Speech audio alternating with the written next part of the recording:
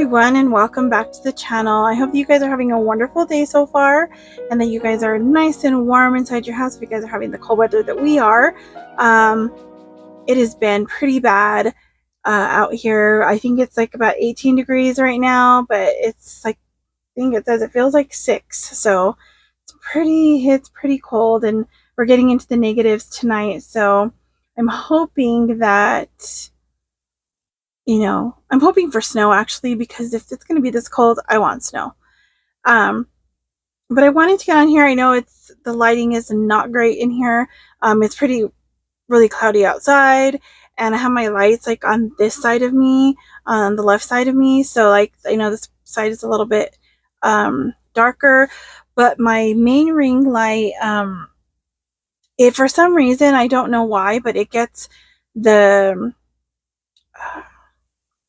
little plug piece, it gets really, really hot with that one. So I'm not sure if I just need a new one, because it didn't come with one. You just use whichever. But all the ones that I've used, it just gets really, really hot with it. And the one that I use to charge my phone with, the newer one, it's a C2C type, and that's a USB. So I can't use that one, so I have to use an older one. So that might be the problem. But anyway, it is I guess an afternoon coffee vlog, because it is already 12:18 on Monday morning. But I just had therapy, which is really, I'm really grateful that I started going. I know that not everyone benefits from it, or won't, doesn't feel like they would like to go or whatever. And I was like that, which is really interesting, because back when I was younger, I wanted to be a counselor, psychiatrist, psychologist, something. But anyway,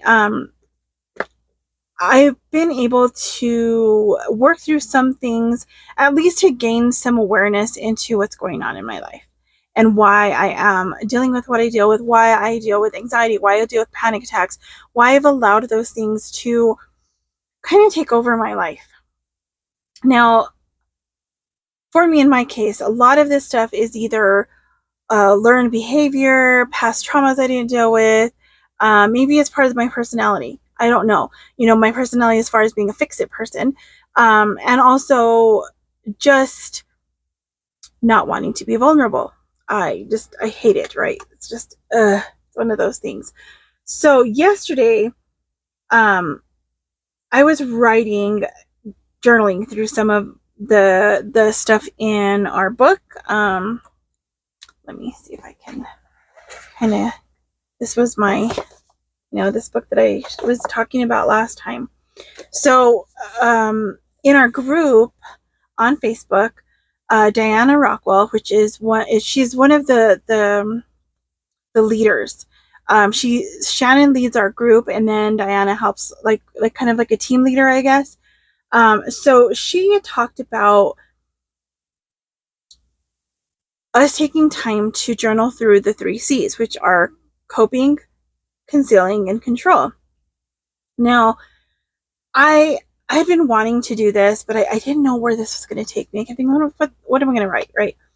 Well, when I was reading through the book, this one here, I still haven't, I'm on page 13. I read part of this. Actually, I think I'm further than that. I'm on page 19. But, this is like highlighted stuff and everything, because there's so much in here that I just have to keep stopping and saying, that's me, that's me, that's me. So I wrote down a couple of quotes actually from the book, and I think these are also found in the workbook.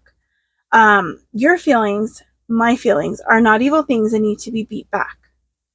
Feelings can't be beat back. They can't be ignored or dismissed. They are trying to tell us something. This is Jenny Allen, right? Well, I kept thinking, okay, I know I think I even shared that before, because those have stuck with me. It's like, I don't know if I ever consciously thought my feelings were evil. I just hated the idea of feeling anything. I didn't want to feel anything. I didn't want to, especially the more heavy emotional stuff. Like, being happy is fine, right? Being happy is great, but I didn't want to feel grief and sadness and cry. And which is so strange because I have dealt with depression since I was really young. Now, the depression, I don't know. I cannot say that it comes from a certain thing or doesn't. Jeez, my hair is a mess today. So I don't know if it's like based on circumstance, based on traumas, based on things that have happened, something else going on in my body, which it could be, health related, because I know some health issues can cause things to get better or get worse. You can see my microphone up here. I kind of have it clipped to the little tripod that I have the other little ring light on. Yeah. Anyway, so I kind of took each one because I tend to use all the C's. I have used them throughout my life without even realizing what I was doing. And so this is part of what I wrote down. First word I wrote down was distraction. Distraction, period. That was it. Stuffing it all away, controlling it all, or thinking you are. I mean, I am. I lived in each of these and have made each of them a part of my story, part of my journey in this life, and not a single one has made me feel better, more fulfilled, given me joy, or brought me any sense of healing. In fact, it has done the opposite. This is the part I had no idea where I was going with this when I first wrote this down. And I kept thinking, coping, right? So coping is you're finding a distraction, you're finding something to deal with the emotion. So we all have different things that we use to deal with how we're feeling. Sometimes when we're feeling, I don't know, a certain way, feeling a little sad, you go out and have like retail therapy. You go and sit in a coffee shop and drink 5 cups of coffee. I don't know. There's all these different things that we do, right? Well, the one thing that came to mind when I was thinking about coping and the things that I, have personally used to cope with things is coping causes addiction. I don't know where that came from at first. It's like, what are you talking about? Why are you writing that down? But see, this is the thing about when I can just sit and type and not have to watch my hand write and like make sure I'm writing legibly. I can just allow all the thoughts to flow out, right? So this is the rest of that section that I wanted to share. Maybe not for everyone and maybe not every single time, but the things we choose to distract ourselves with from the emotions that flow through us can become an addiction, a way of life that takes control of our daily routines. Going back to the beginning, the time I began using things to distract me from the emotions, I was about 7 or 8 years old. This is about the time I kind of remember. And I loved music. I loved it. Like, my parents always had music playing. My dad, every Saturday, we'd have like the jams blasting all over while we're all cleaning, and like he still does that to this day. And my parents did that like after we were gone from the house, and like that was our thing, and that's how I would that's how I do my cleaning. I have to have music or some kind of something on, right? At that age, I think I had a Walkman. That's what I kind of remember. And a little bit after that, I got this little white boom box. I wish I could find a picture of that, because if I still had it, that'd be amazing. And it might be in a shed at my parents', but it was a little white one and had one of those like purse string handles, on it. And I remember listening to like, I think one of the cassettes I had was like Bon Jovi. And then I remember like, I just heard this song the other day, and this is kind of a little bit off topic, but it's about kind of the situation, I guess. Me and my dad went and had lunch in Santa Fe at the Flying Tortilla, and they were playing my generation's music, Gen X music, on the radio in the restaurant, right? And this is after we had gone to Sam's Club, and I heard another song, and I'm like, they're playing like my music from my generation when I was younger in Sam's Club. Like, it's hitting me like I'm old, that kind of feeling. Well, they played a Stevie B song inside Flying Tortilla. Stevie B, I think it was like Spring Love. And the person that I first listened to that cassette with was my cousin Janelle, who lived like about 30 minutes from my hometown, up in the mountainous areas in Mora.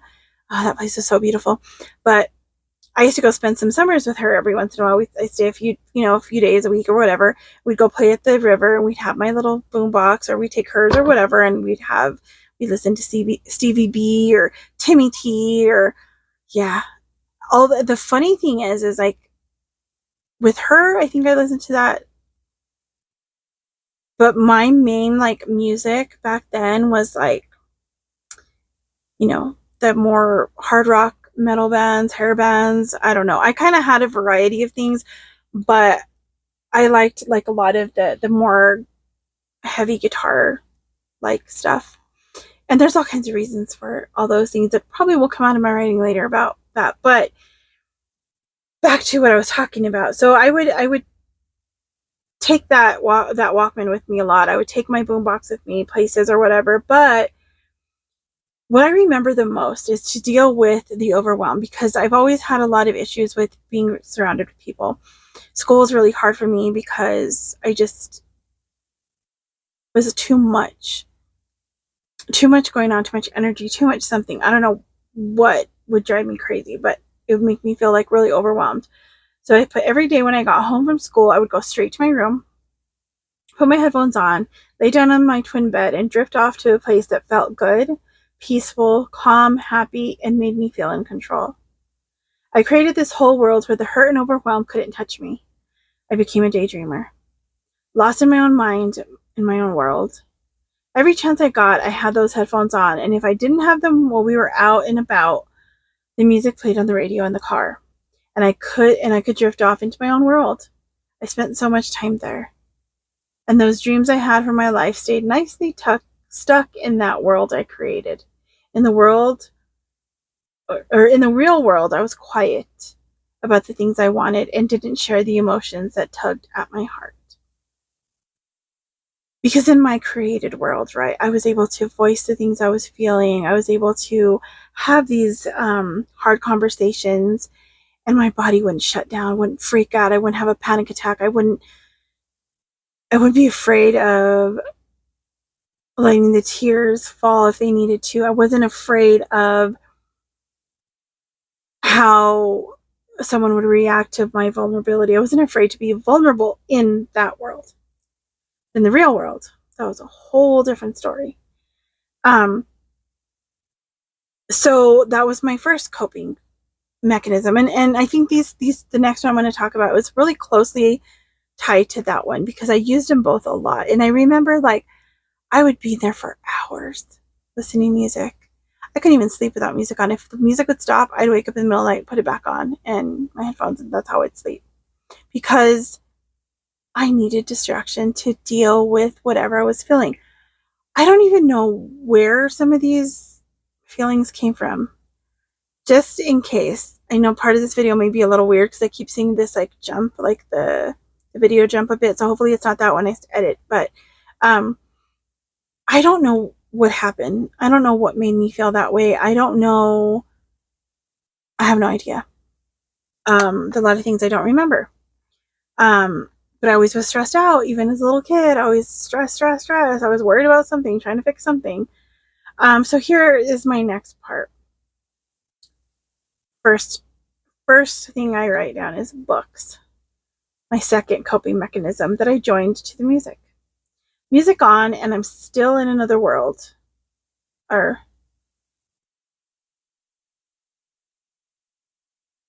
I don't know what I wrote there.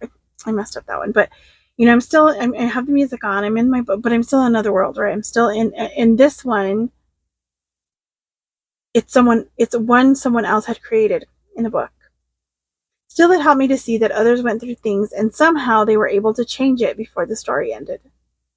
As I have matured, the genres of books I read have changed, but the idea has stayed the same. 10 years ago, when I began to really feel the weight of the world, the stress and illness, I took to my music and books as a lifeline.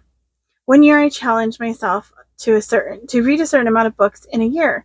Well, I ended up reading 100 books in about 2 months. It was insanity. I was always stuck behind the pages of the book at home or anywhere else.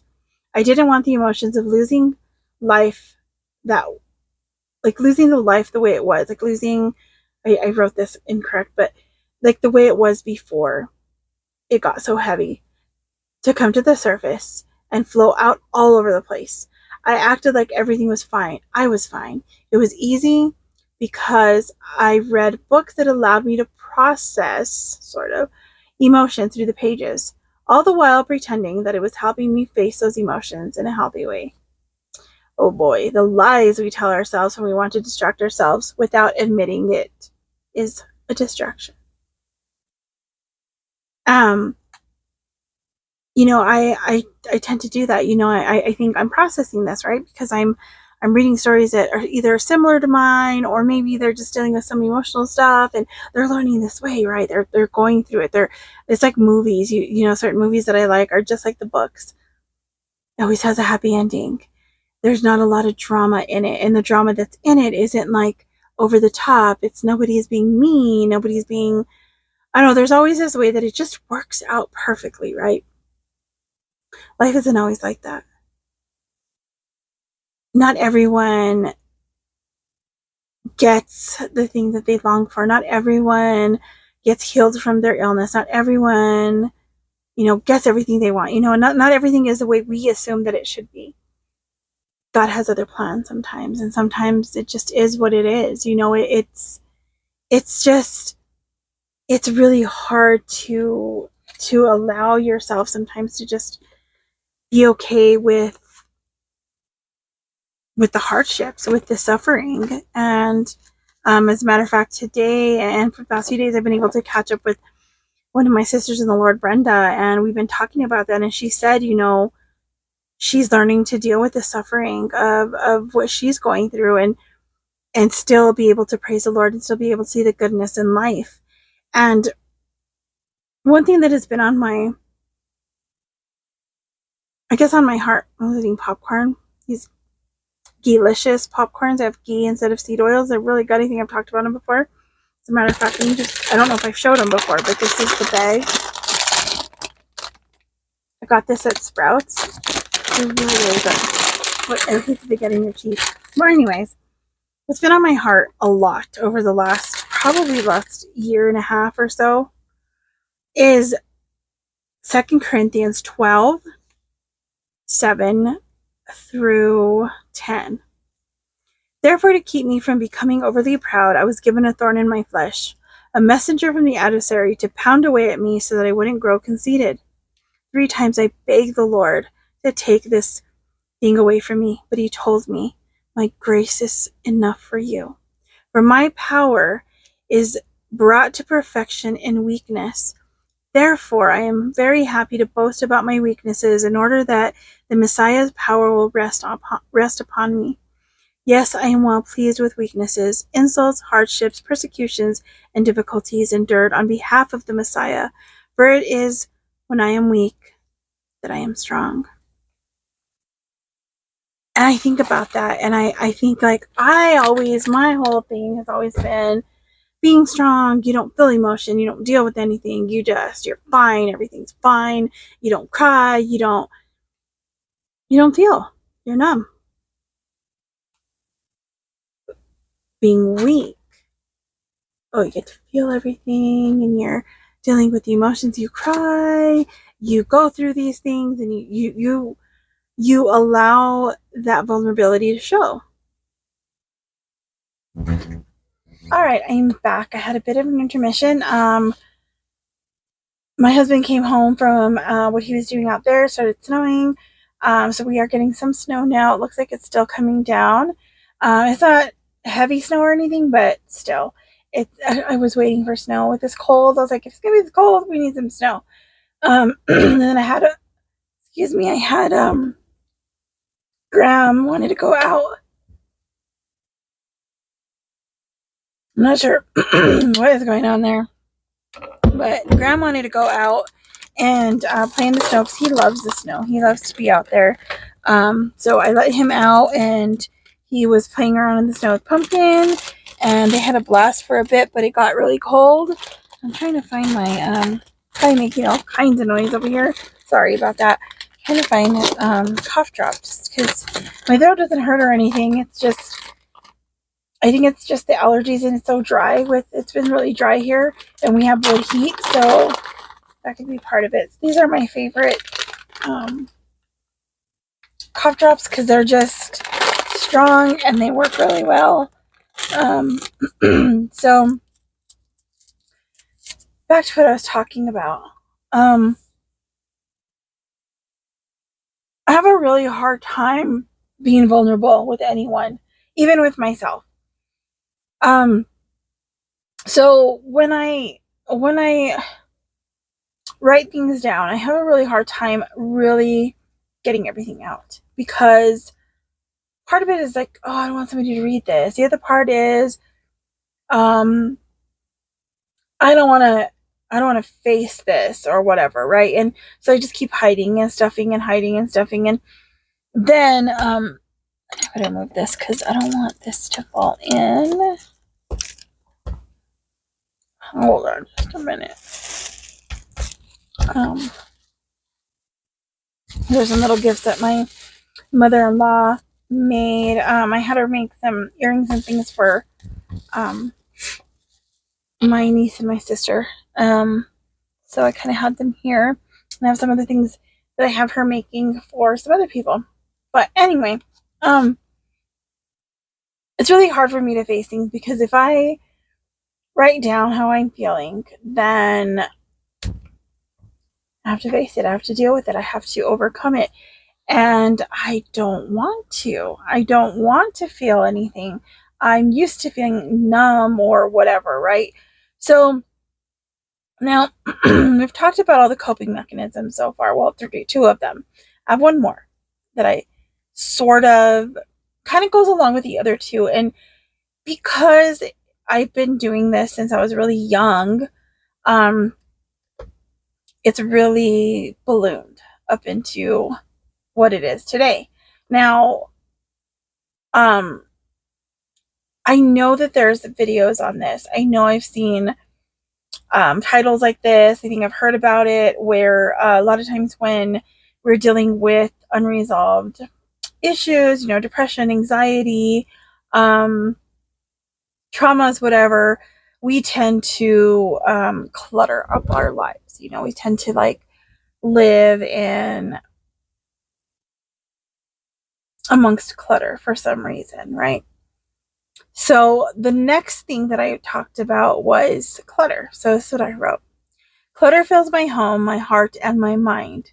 Choosing these distractions to cope with all the emotions I was and still am afraid to face became an addiction to buying books and have stacks and stacks of them that I have not read and may never read.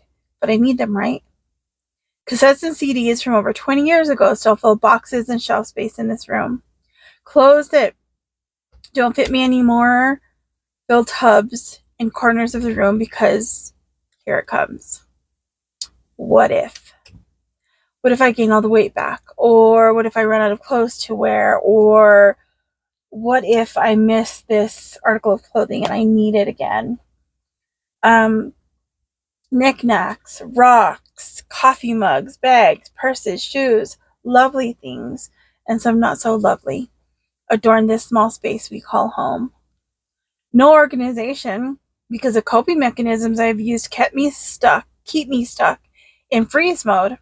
The overwhelm of taking the first step to organize, declutter, or face any more emotion reinforces fight, flight, or freeze.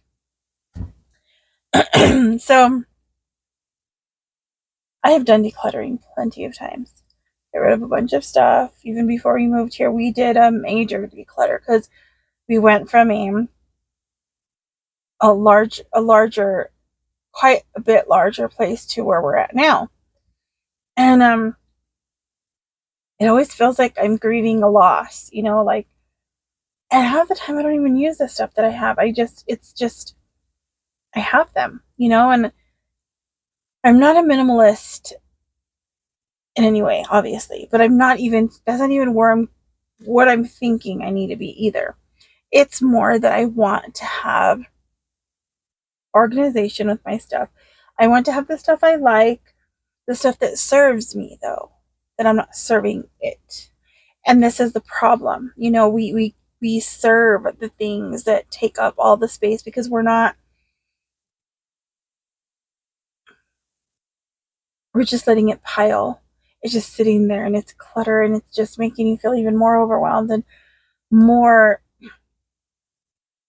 anxious, more depressed, because it's hard. And then in my situation, it's hard because chronic illness, chronic pain, chronic fatigue, the headaches, everything that comes along with this stuff. I look at it and I'm like, oh Lord, how am I going to do that? Because it's going to take me forever. And I can't just move it from one place to another. I have to like almost literally take everything outside from a corner, get it all taken out, make sure I have what I'm just going to toss in the trash, what I'm going to get rid of, like fill the free library with, take to the thrift stores, give away to someone that may need it. And if they don't need it, then, take it to the thrift store. And then the rest, it needs to come back in, right? And organized. But because it's such a small space, you can't just like pile it here and then work on it, because there's not enough space to do that. So finally, I fixed up my bookshelf, the shelving part of it. The top is still kind of a bit of a cluttered mess because there's some things I need to get rid of that I just haven't got to yet. But I did the books, and the reason, actually, I don't even know. I don't know what made me start doing that day. I just was looking for something, I think, or I don't know, because I did this whole clothes decluttering thing the other day, and I took a little box to the thrift store. And so I was looking at the bookshelf, and like, it just has like papers and piles of things like stuffed in at the top of the books. And I still kind of have a few things like that, but most of it's like that are just books that I'm going through, that I'm using at the time, a couple library books. But I was going through like old papers, insurance papers, different things that are like years old. And I made a big pile to burn because I knew it was going to go old. And I thought, you know what, we can burn all this stuff. Why do I keep it? So that's how the whole thing started, right? So this bookshelf is only 3 shelves high, and it's not that huge. It's, like, can't really see it, but, it's kind of big. But it's on the smaller end of bookshelves. But the problem is, once I start doing that, I can't stop. I can't just do a little bit and then I start hurting and then I need to stop. I want to finish it, because if I don't finish it, then I didn't do anything, right? I have an issue with the rest, like I've said before. So, I got through that. It took me a while because I was trying to go slow, but it took a lot of bending, a lot of squatting, and because I just got the injections in my knees the other day, which I will kind of talk about in another video, they started hurting, and it just made it a lot harder to finish. But I finally got it done, and I look at it and I'm like, wow, it looks so good. I don't want to mess it up, right? And these are all the books that I'm keeping. These are the things that I want. And then I have other stacks that are right over here on this side that need to get done next. And I think if you felt good after getting this done, you felt like you accomplished something, why don't you keep doing it? Why don't you keep doing it?